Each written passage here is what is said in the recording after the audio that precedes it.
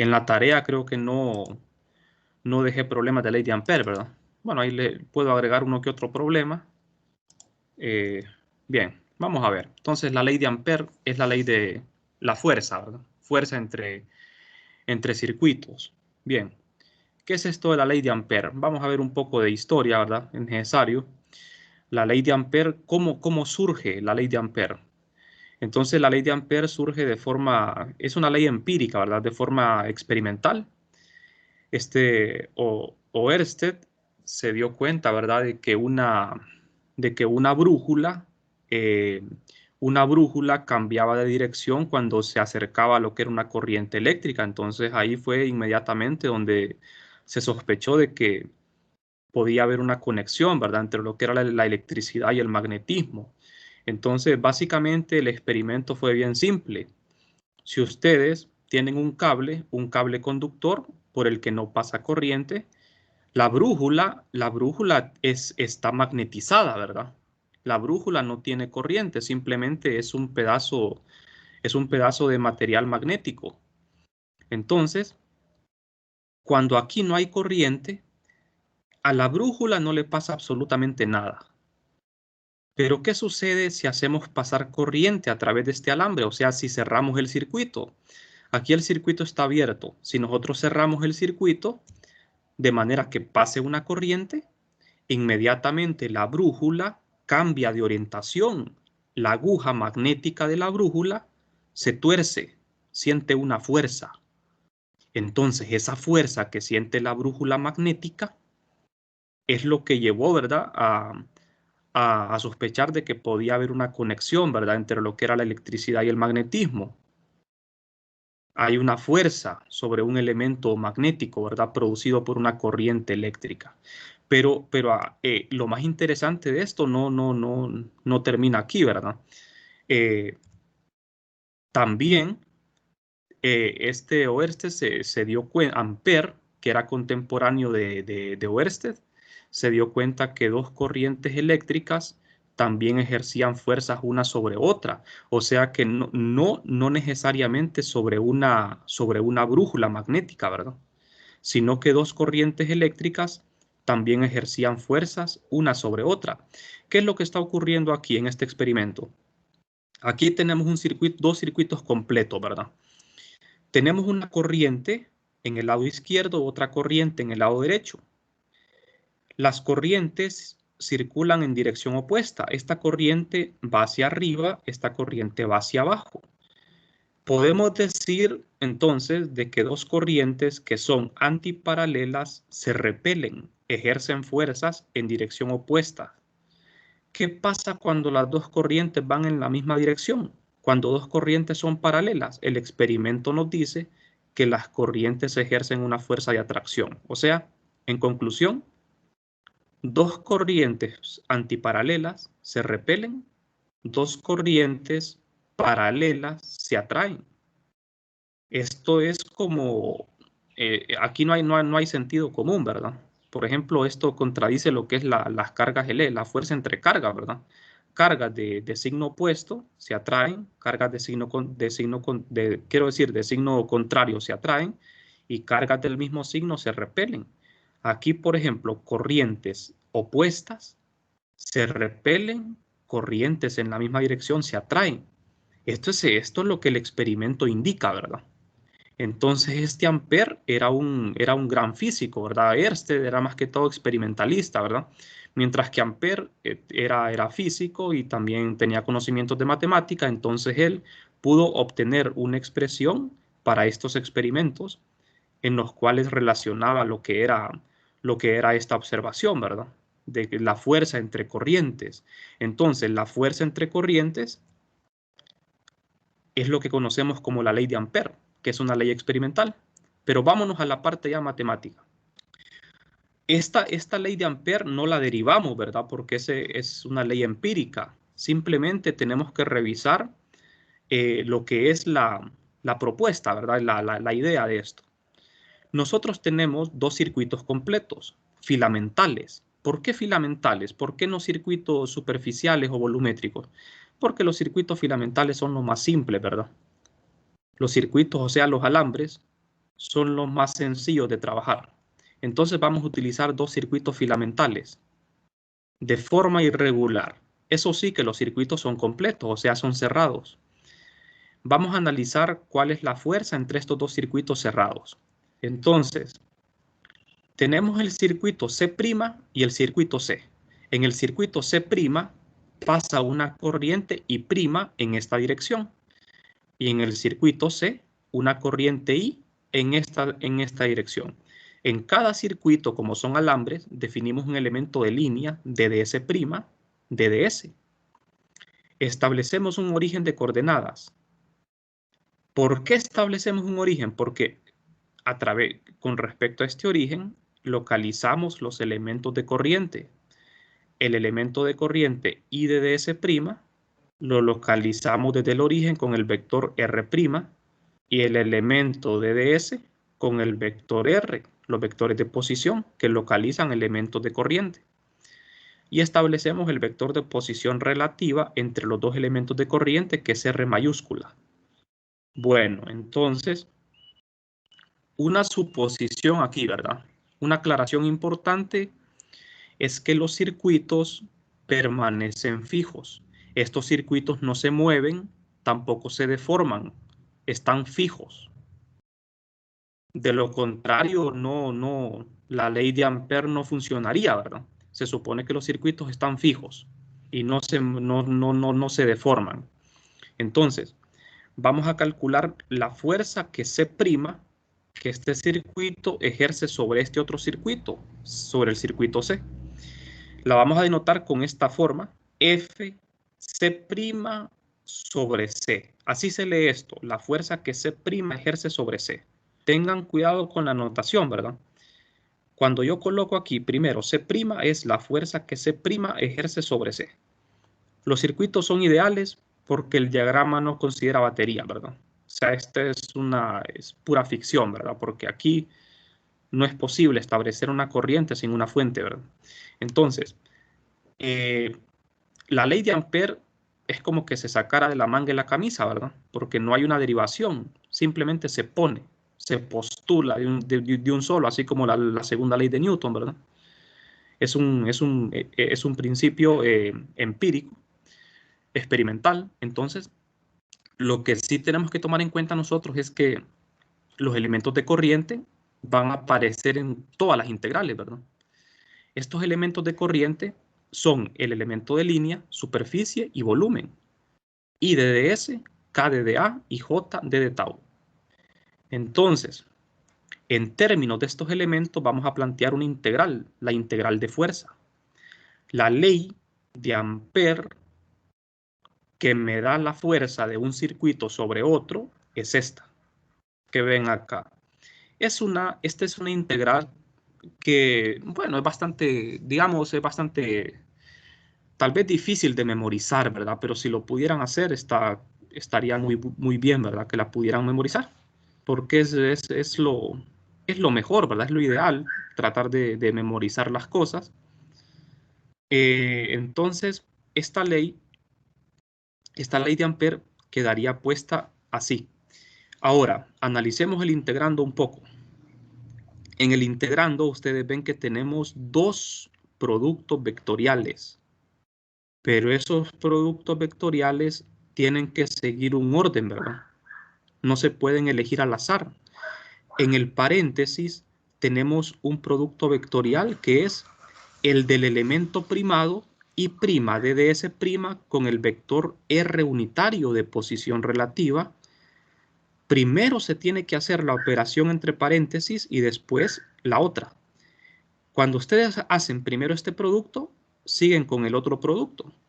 El elemento que está fuera es el elemento que no está primado. Así tiene que ser, en este orden. Lo que está primado está dentro de paréntesis y lo que no está primado está fuera de paréntesis, porque es la fuerza de C' sobre C. Por esa razón, si yo aquí le cambio el orden, por ejemplo, si yo pongo la fuerza de C sobre C', entonces este elemento tendría que estar primado y el que está en el paréntesis no primado. Recuerden que esto obedece a la tercera ley de Newton, ¿verdad? La fuerza que ejerce C' sobre C es igual en magnitud y opuesta en dirección a la que ejerce C sobre C'. Entonces, si ustedes cambian aquí el orden, si ponen primero C y después C', aquí tienen que cambiar también el orden. Aquí tendría que ir el primado y acá el elemento no primado. No sé si estamos claros en eso. Y bueno, en el denominador aparece la magnitud de R al cuadrado. Algo interesante en la integral es que por primera vez aparece esta cantidad, ¿verdad? Se introduce esta cantidad que se llama la permeabilidad del vacío. Este mu sub 0, este factor de proporcionalidad, mu sub 0 entre 4pi. Mu sub 0 se llama la permeabilidad del espacio libre. En 321 aparecía la permitividad del espacio libre, ¿verdad? Aquí aparece la permeabilidad del espacio libre. ¿Por qué del espacio libre? Porque nosotros estamos asumiendo de que en lo que rodea a estos circuitos es el vacío. ¿De acuerdo? Estamos en el vacío, ¿verdad? Por eso estamos usando mu sub 0. Si estuviésemos dentro de la materia, usaríamos la permeabilidad mu nada más. La permeabilidad en la materia, ¿verdad? Bueno, entonces, vamos a ver. Esta constante para el vacío, ¿verdad? Porque depende del material, la permeabilidad del espacio libre, su valor es este. Es un valor medido experimentalmente. Tiene unidades de Newton entre amperio al cuadrado o unidades de Henry entre metro. Entonces, el valor es 4pi por 10 a la menos 7. ¿Qué significa mu sub 0? El significado físico de la permeabilidad es qué tan bueno es un material o un medio para afectar o ser afectado por campos magnéticos. O sea, en palabras más sencillas, mu sub 0 me indica qué tan fácil puede ser afectado el medio por un campo magnético. O sea, si ustedes tienen un pedazo de materia, como la madera, como cualquier cosa, ¿verdad?, que les ocurra, y si ustedes hacen pasar un campo magnético a través de ese material, entonces la forma en que ese material va a ser afectado por el campo magnético depende de la permeabilidad. Este valor. Por ejemplo, en el vacío tiene este valor, en la materia, por ejemplo, dependiendo de qué tipo de materia sea, va a tener un valor diferente. Bueno, ahora, si existen diferentes circuitos que pueden interactuar con el circuito C, la fuerza ejercida por cada uno de ellos va a ser una sumatoria. Recuerden que aquí pueden haber varios circuitos, no necesariamente dos. ¿Qué pasa si tengo más circuitos aquí? Y quiero saber la fuerza que ejerce C' sobre todos esos circuitos. Entonces tenemos que hacer una sumatoria, ¿verdad? La fuerza de C sobre C'. Entonces, ahí estamos claros, ¿verdad? Que pueden haber más circuitos y simplemente tenemos que hacer superposición, ¿verdad? Sumar las fuerzas sobre cada uno y eso nos va a dar la fuerza total sobre el circuito C. Ahora bien, hay otra expresión para la ley de Ampère que es mucho más fácil de trabajar, ¿verdad? En los problemas, que es esta expresión. La pueden ver en el libro. Esta formulita también me da la fuerza. Lo que pasa es que esta fórmula tiene ciertas desventajas. Solo aplica para el caso en el que, digamos, los circuitos son completos, ¿verdad? Son completos. Y aplica en el caso de circuitos filamentales únicamente. No podríamos usarla en el caso de circuitos superficiales, de corrientes superficiales o volumétricas. Tienen que ser circuitos filamentales. Entonces, esta fórmula es mucho más sencilla, mucho más fácil de trabajar, porque en el integrando solamente tenemos que hacer un producto punto del DDS con el DDS' y dividirlo entre la magnitud al cuadrado.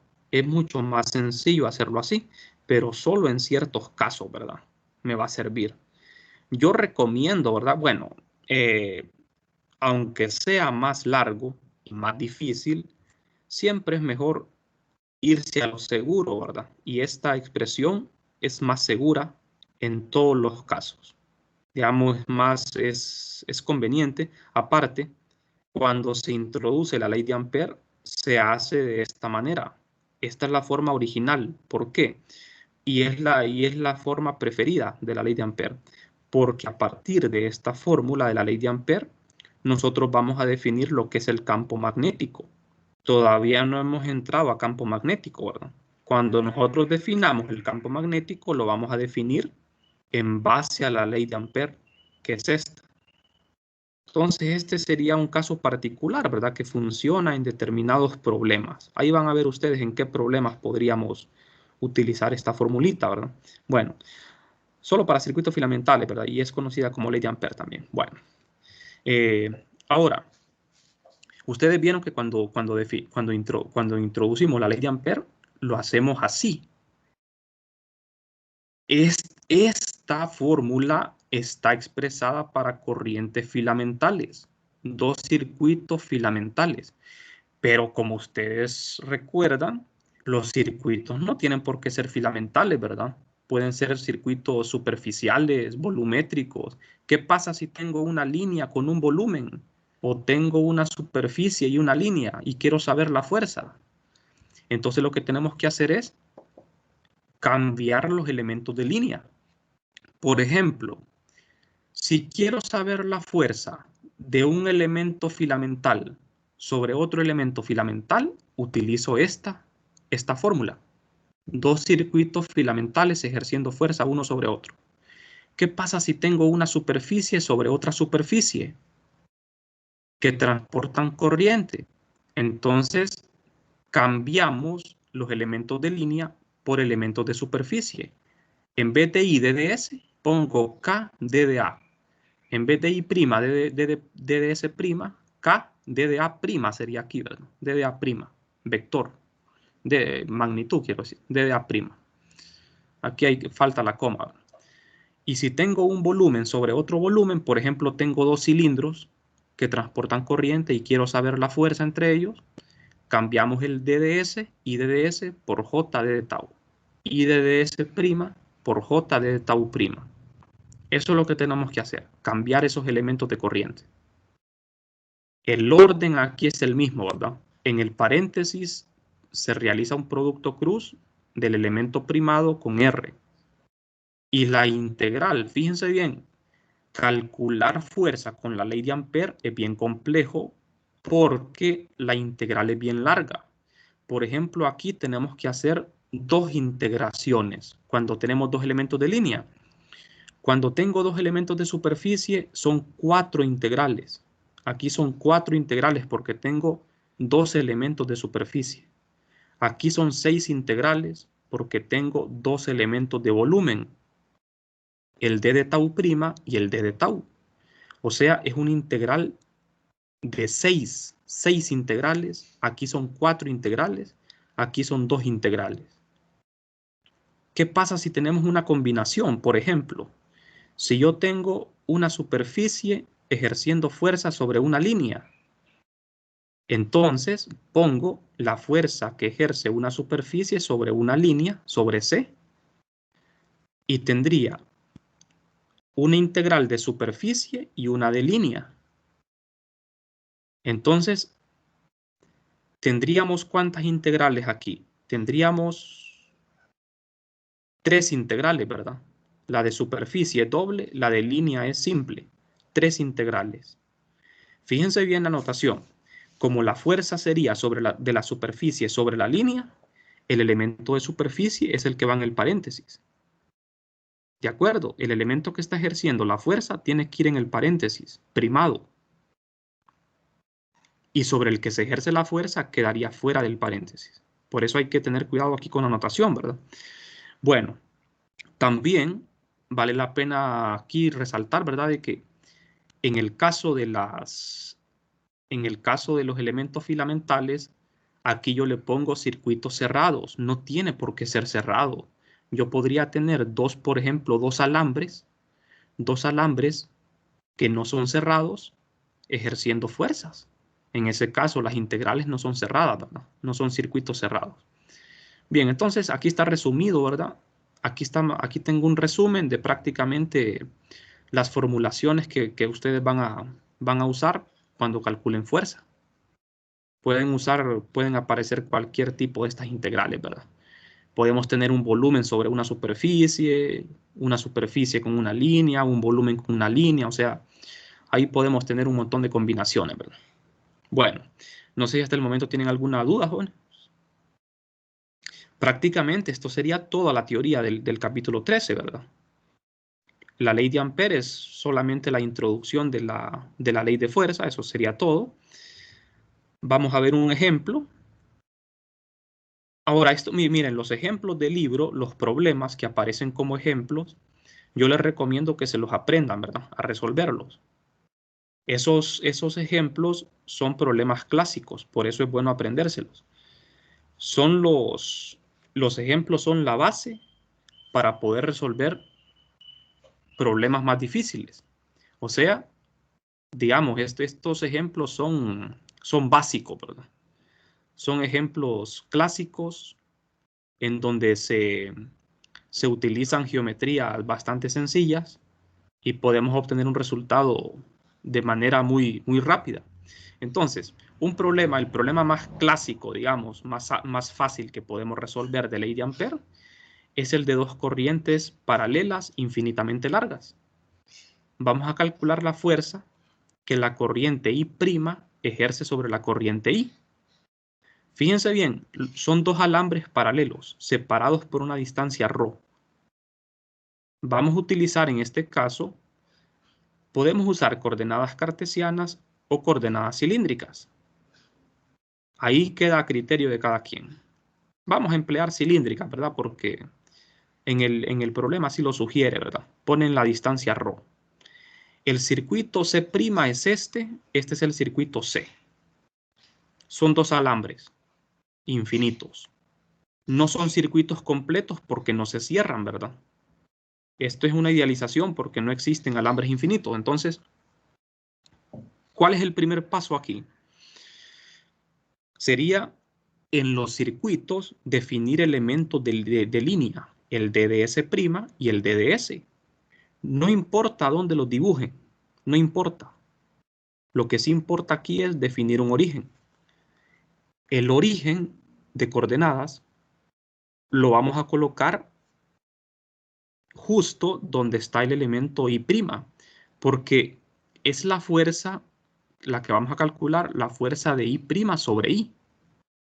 Entonces es conveniente poner el origen acá. Y este alambre va a coincidir con el eje Z. Bien, entonces, vamos a ver. Desde el origen localizamos los elementos de corriente. R localiza el elemento de ds y R' el elemento de ds'. Desde el elemento primado hasta el no primado se define el vector R, apuntando desde el primado hacia el no primado. Así, este es el vector R, el que aparece en la integral. Bueno, ahora lo que sigue es plantear la integral. Vamos a usar la ley de Ampère así. Aquí no tiene por qué ir estos círculos, ¿verdad? Porque no son circuitos completos, no son cerrados. Bien, en este orden, miren, el elemento prima es el que está ejerciendo la fuerza, por eso lo pongo dentro del paréntesis. ¿De acuerdo? El elemento primado aquí. Entonces, el planteamiento es el siguiente. ¿Quién es el vector de posición?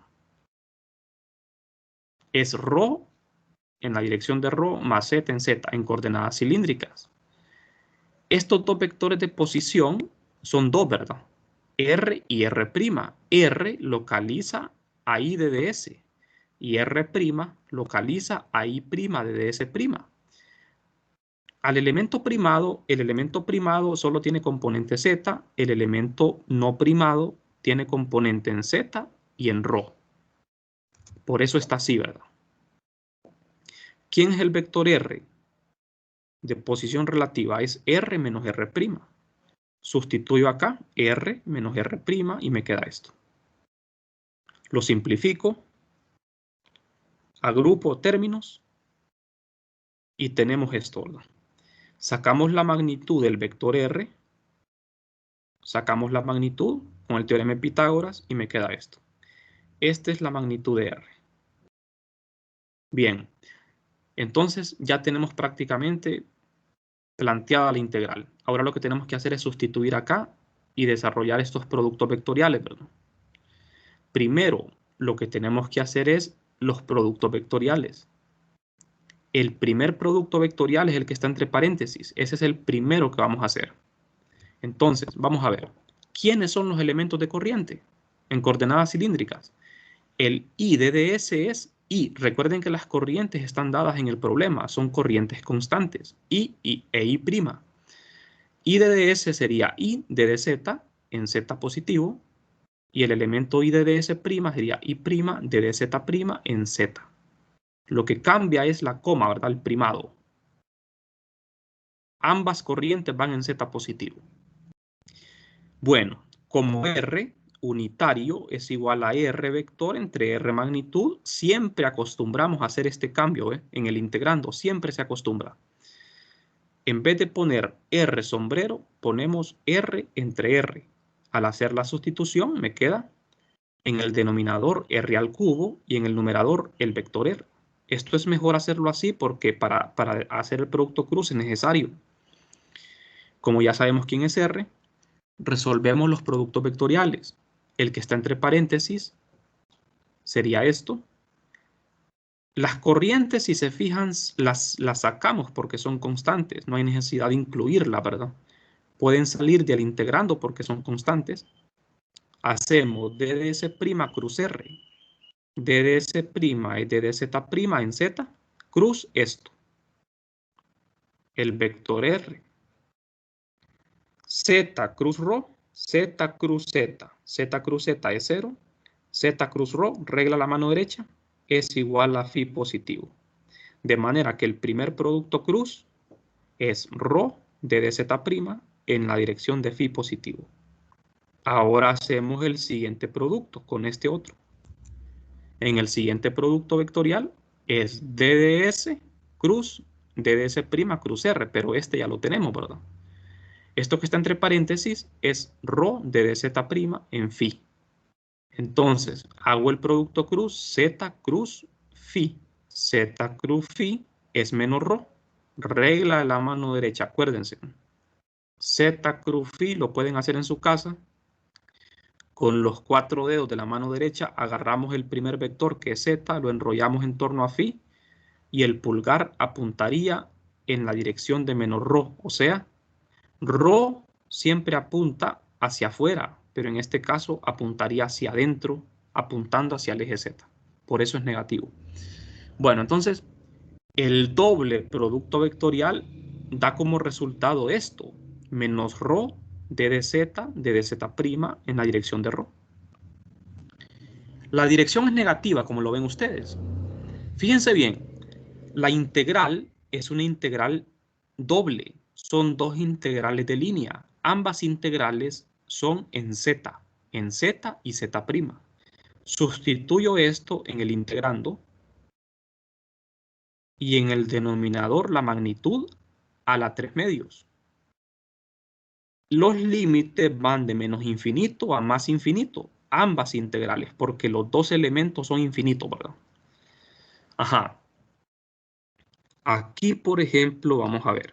El orden en que integremos aquí no importa. Es irrelevante, ¿verdad? Ustedes pueden integrar primero en z o z' y eso no importa. Si integramos primero en z', tendríamos esta integral. Hay que hacer cambios de variable aquí, ¿verdad? Vamos de menos infinito a más infinito. Bueno, entonces, para hacer esta integral, hacemos un cambio variable t igual a z' menos z. De manera que el d de t es d de z'. Al hacer ese cambio, nos queda esta integral. Fíjense bien, t es igual a z' menos z. Y aquí tengo z menos z'. Lo que pasa es que le dimos vuelta, puse z' menos z, porque como está elevado al cuadrado es lo mismo, ¿verdad? Es lo mismo. Eso no cambia nada. Esto únicamente se hace para no arrastrar un signo menos aquí. Pero eso no le va a conducir a un error, ¿verdad? Entonces, esta integral la pueden ver en las tablas, ¿verdad? Esto lo pueden ver en las tablas de fórmulas.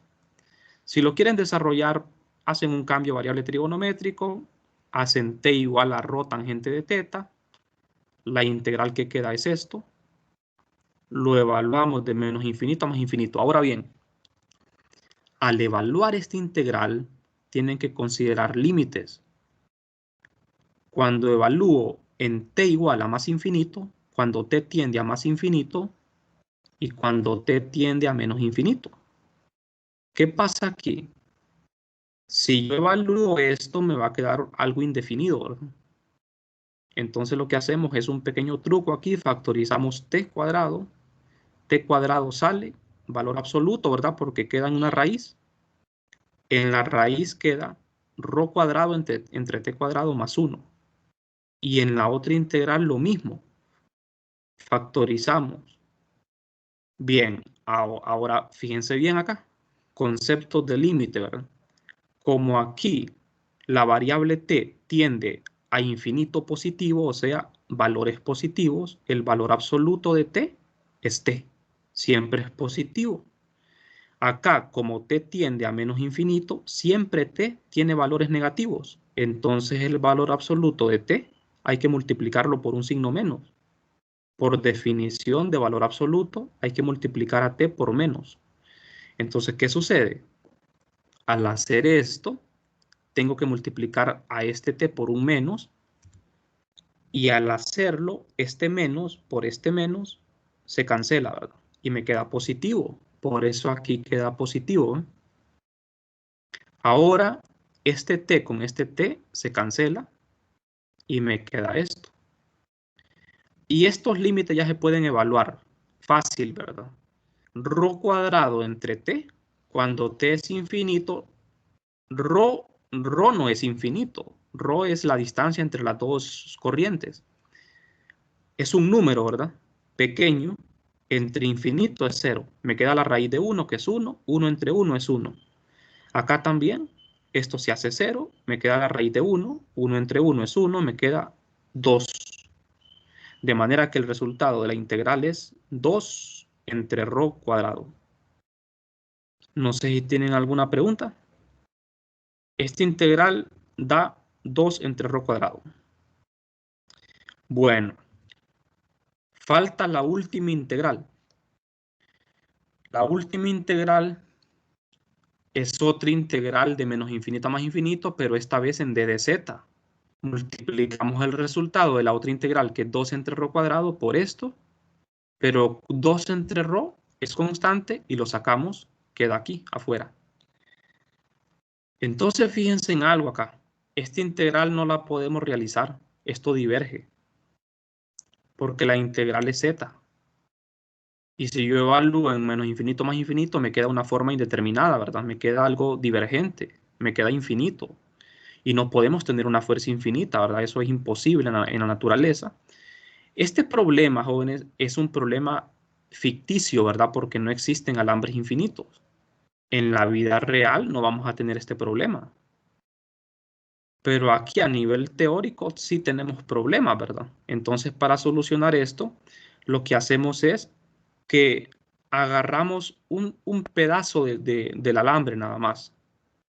Agarramos un segmento del alambre en lugar de un alambre infinito y lo expresamos como un diferencial.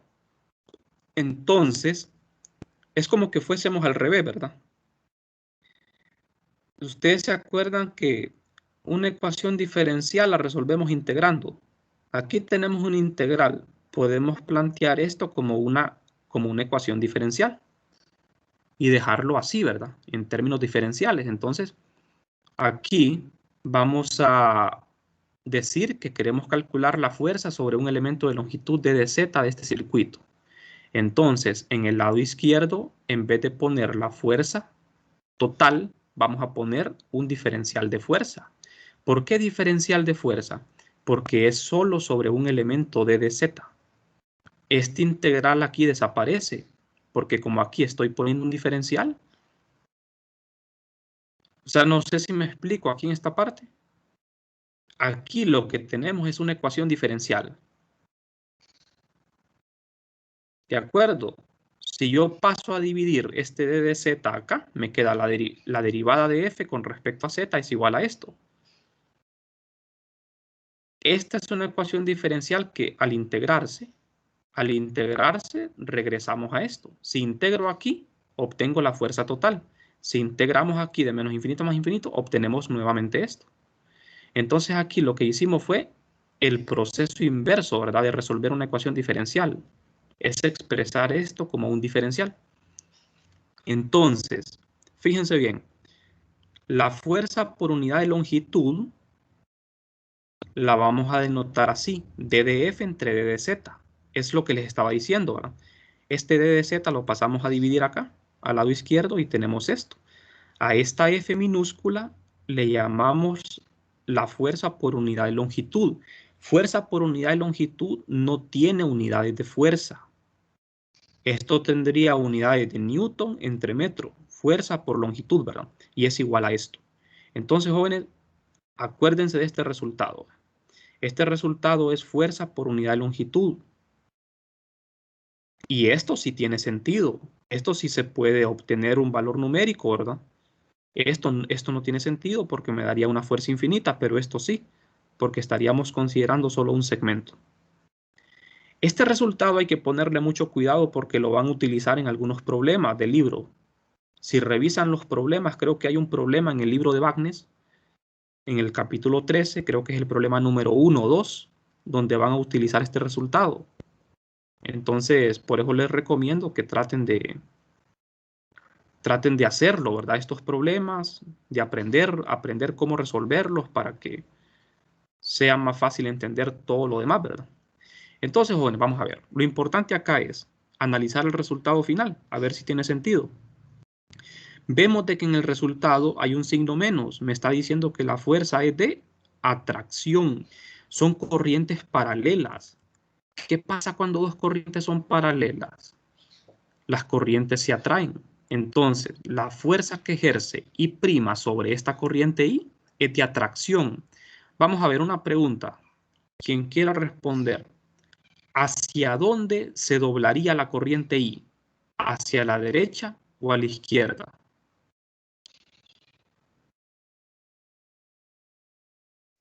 Sería hacia la izquierda.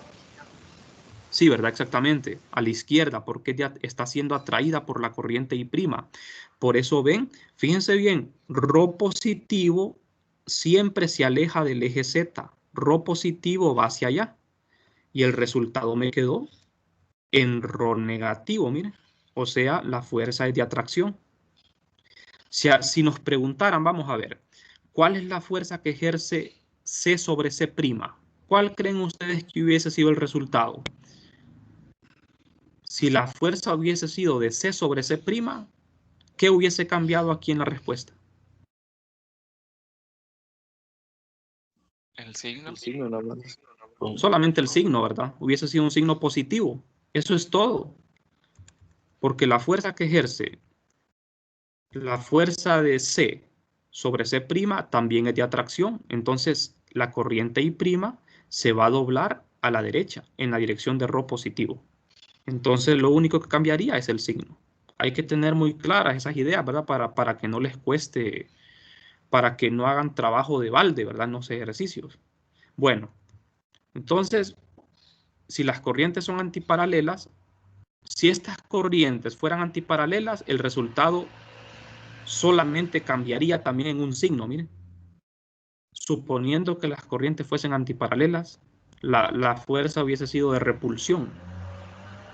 Conclusiones, ¿verdad? Corrientes paralelas se atraen, corrientes antiparalelas se repelen.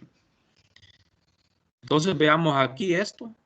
Aquí tenemos dos circuitos, alambres filamentales, C y C'. Fíjense bien, en estos dos circuitos, en estas dos alambres, no hay corriente ahorita. En estos dos alambres no hay corriente. Los alambres permanecen paralelos. ¿Qué pasa cuando pasa corriente a través de ellos? Y las corrientes son paralelas. Los dos alambres se atraen. Fíjense la notación acá. Este vector azul, la fuerza de C' sobre C. De C' sobre C. Fíjense acá, la fuerza de C sobre C'. Y le cambiamos el signo, miren. Tercera ley de Newton, ¿verdad? Esta es la tercera ley de Newton, ¿no? Las dos fuerzas son iguales en magnitud, opuestas en dirección. Son de atracción. ¿Qué pasa si las corrientes son antiparalelas? Tercera ley de Newton, ¿verdad? También. Esta fuerza va a la izquierda, es negativa. Esta va a la derecha, es positiva. Le cambiamos el orden aquí, va C' sobre C. C sobre C'.